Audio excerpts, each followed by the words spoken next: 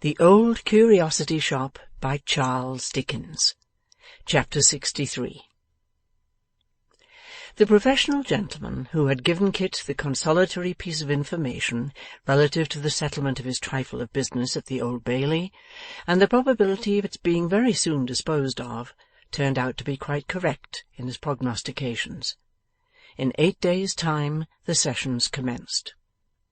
In 1 day afterwards, the grand jury found a true bill against Christopher Nubbles for felony, and in 2 days from that finding, the aforesaid Christopher Nubbles was called upon to plead guilty or not guilty to an indictment for that he the said Christopher did feloniously abstract and steal from the dwelling-house and office of one Sampson Brass, gentleman, 1 bank note for £5, issued by the Governor and Company of the Bank of England, in contravention of the statutes in that case made and provided, and against the peace of our sovereign lord the King, his crown and dignity. To this indictment Christopher Nubbles, in a low and trembling voice, pleaded not guilty. And here, let those who are in the habit of forming hasty judgments from appearances, and who would have had Christopher, if innocent, speak out very strong and loud, observe that confinement and anxiety will subdue the stoutest hearts, and that to one who has been close shut up, though it be only for 10 or 11 days, seeing but stone walls and a very few stony faces, the sudden entrance into a great hall filled with life is rather a disconcerting and startling circumstance. To this it must be added that life in a wig is to a large class of people much more terrifying and impressive than life with its own head of hair.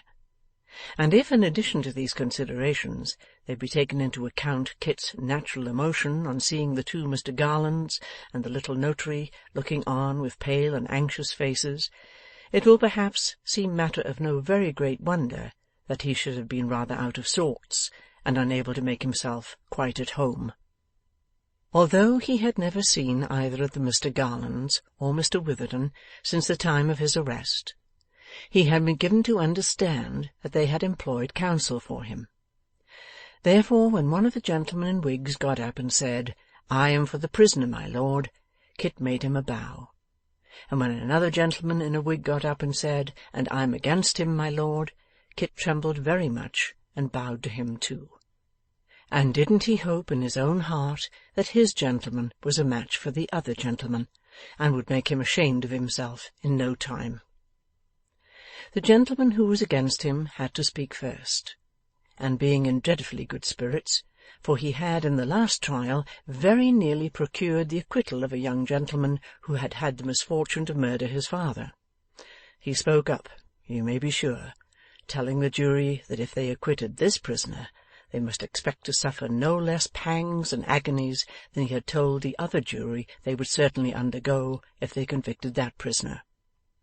And when he had told them all about the case, and that he had never known a worse case, he stopped a little while, like a man who had something terrible to tell them, and then said that he understood an attempt would be made by his learned friend, and here he looked sideways at Kit's gentleman, to impeach the testimony of those immaculate witnesses whom he should call before them, but he did hope and trust that his learned friend would have a greater respect and veneration for the character of the prosecutor, than whom, as he well knew, there did not exist and never had existed a more honourable member of that most honourable profession to which he was attached.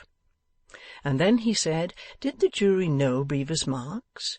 And if they did know Bevis Marks, as he trusted for their own character they did they know the historical and elevating associations connected with that most remarkable spot? Did they believe that a man like Brass could reside in a place like Bevis Marks, and not be a virtuous and most upright character? And when he had said a great deal to them on this point, he remembered that it was an insult to their understandings to make any remarks on what they must have felt so strongly without him, and therefore called Sampson Brass into the witness-box straightway. Then up comes Mr Brass, very brisk and fresh, and, having bowed to the judge like a man who has had the pleasure of seeing him before, and who hopes he has been pretty well since their last meeting, folds his arms and looks at his gentleman as much as to say, "Here I am, full of evidence, tap me."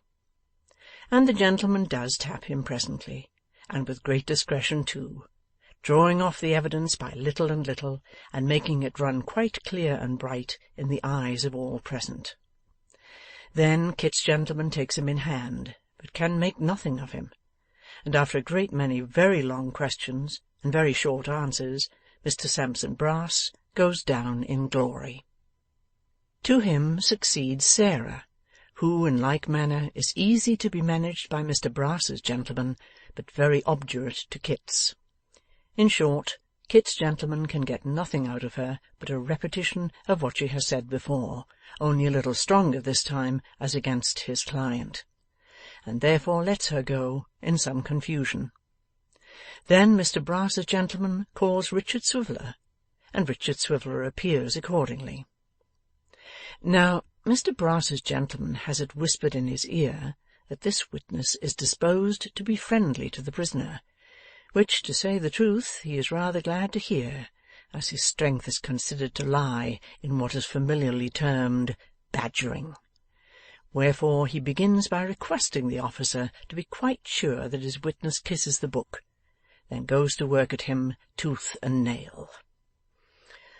"Mr Swiveller," says this gentleman to Dick, when he had told his tale with evident reluctance and a desire to make the best of it, "pray, sir, where did you dine yesterday?"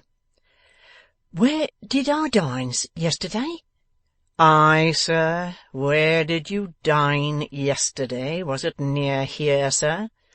"Oh, to be sure, yes, just over the way." "To be sure, yes, just over the way," repeats Mr Brass's gentleman with a glance at the court. "Alone, sir?" "I beg your pardon," says Mr Swiveller, who has not caught the question. "Alone, sir," repeats Mr Brass's gentleman in a voice of thunder. "Did you dine alone? Did you treat anybody, sir? Come." "Oh, yes, to be sure, yes, I did," says Mr Swiveller with a smile. "Have the goodness to banish a levity, sir, which is very ill suited to the place in which you stand, though perhaps you have reason to be thankful that it's only that place," says Mr Brass's gentleman, with a nod of the head insinuating that the dock is Mr Swiveller's legitimate sphere of action, "and attend to me. You were waiting about here yesterday, in expectation that this trial was coming on. You dined over the way. You treated somebody. Now, was that somebody brother to the prisoner at the bar?" Mr Swiveller is proceeding to explain. "Yes or no, sir?" cries Mr Brass's gentleman. "But will you allow me—" "Yes or no, sir?" "Yes, but it was—" "Yes, it was," cries the gentleman, taking him up short. "And a very pretty witness you are." Down sits Mr Brass's gentleman. Kit's gentleman, not knowing how the matter really stands, is afraid to pursue the subject. Richard Swiveller retires abashed. Judge, jury, and spectators have visions of his lounging about with an ill-looking, large-whiskered, dissolute young fellow of 6 feet high. The reality is little Jacob, with the calves of his legs exposed to the open air, and himself tied up in a shawl. Nobody knows the truth. Everybody believes a falsehood, and all because of the ingenuity of Mr Brass's gentleman. Then come the witnesses to character, and here Mr Brass's gentleman shines again. It turns out that Mr Garland has had no character with Kit, no recommendation of him but from his own mother, and that he was suddenly dismissed by his former master for unknown reasons. "Really, Mr Garland," says Mr Brass's gentleman, For a person who has arrived at your time of life, you are, to say the least of it, singularly indiscreet, I think.' The jury think so too, and find Kit guilty. He is taken off, humbly protesting his innocence. The spectators settle themselves in their places with renewed attention, for there are several female witnesses to be examined in the next case, and it has been rumoured that Mr Brass's gentleman will make great fun in cross-examining them for the prisoner. Kit's mother, poor woman, is waiting at the grate below stairs, accompanied by Barbara's mother, who, honest soul, never does anything but cry and hold a baby, and a sad interview ensues. The newspaper reading turnkey has told him all. He don't think it will be transportation for life, because there's time to prove the good character yet, and that is sure to serve him. He wonders what he did it for. "He never did it," cries Kit's mother. "Well," says the turnkey, "I won't contradict you. It's all one now whether he did it or not." Kit's mother can reach his hand through the bars, and she clasps it. God and those to whom he has given such tenderness only know in how much agony. Kit bids her keep a good heart, and, under pretence of having the children lifted up to kiss him, prays Barbara's mother in a whisper to take her home. "Some friend will rise up for us, mother," cried Kit, "I'm sure, if not now, before long. My innocence will come out, mother, and I shall be brought back again. I feel confidence in that. You must teach little Jacob and the baby how all this was, for if they thought I had ever been dishonest, when they grew old enough to understand, it would break my heart to know it, if I was thousands of miles away. Oh, is there no good gentleman here who will take care of her?" The hand slips out of his, for the poor creature sinks down upon the earth, insensible. Richard Swiveller comes hastily up, elbows the bystanders out of the way, takes her, after some trouble, in one arm, after the manner of theatrical ravishers, and, nodding to Kit, and commanding Barbara's mother to follow, for he has a coach waiting, bears her swiftly off. Well, Richard took her home, and what astonishing absurdities in the way of quotation from song and poem he perpetrated on the road, no man knows. He took her home, and stayed till she was recovered, and having no money to pay the coach, went back in state to Bevis Marks, bidding the driver, for it was Saturday night, wait at the door while he went in for change. "Mr Richard, sir," said Brass cheerfully. "Good evening." Monstrous as Kit's tale had appeared at first, Mr Richard did, that night, half suspect his affable employer of some deep villainy. Perhaps it was but the misery he had just witnessed, which gave his careless nature this impulse, but, be that as it may, it was very strong upon him, and he said in as few words as possible what he wanted. "Money?" cried Brass, taking out his purse. "Ha, ha, ha, ha! Ah, to be sure, Mr Richard, to be sure, sir. All men must live. You haven't change for a £5 note, have you, sir?" "No," returned Dick shortly. "Oh," said Brass. "Here's the very sum. That saves trouble. You're very welcome, I'm sure, Mr Richard, sir." Dick, who had by this time reached the door, turned round. "You needn't," said Brass, "trouble yourself to come back any more, sir." "Eh?" "You see, Mr Richard," said Brass, thrusting his hands in his pockets and rocking himself to and fro on his stool, "the fact is that a man of your abilities is lost, sir, quite lost in our dry and mouldy line. It's cerebral drudgery. Shocking. I should say now that the stage, or the army, Mr Richard, or something very superior in the licensed victualling way, was the kind of thing that would call out the genius of such a man as you. I hope you'll look in to see us now and then. Sally, sir, will be delighted, I'm sure. She's extremely sorry to lose you, Mr Richard, but a sense of her duty to society reconciles her. An amazing creature that, sir. You'll find the money quite correct, I think. There's a cracked window, sir, but I've not made any deduction on that account. Whenever we part with friends, Mr Richard, let us part liberally.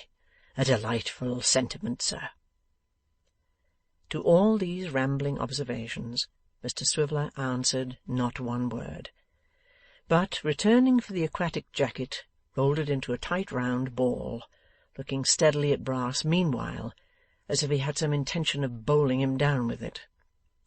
He only took it under his arm, however, and marched out of the office in profound silence. When he had closed the door, he reopened it, stared in again for a few moments with the same portentous gravity, and nodding his head once in a slow and ghost-like manner, vanished. He paid the coachman, and turned his back on Bevis Marks, big with great designs for the comforting of Kit's mother and the aid of Kit himself. But the lives of gentlemen devoted to such pleasures as Richard Swiveller are extremely precarious. The spiritual excitement of the last fortnight, working upon a system affected in no slight degree by the spirituous excitement of some years, proved a little too much for him. That very night Mr Richard was seized with an alarming illness, and in 24 hours was stricken with a raging fever. Chapter 63.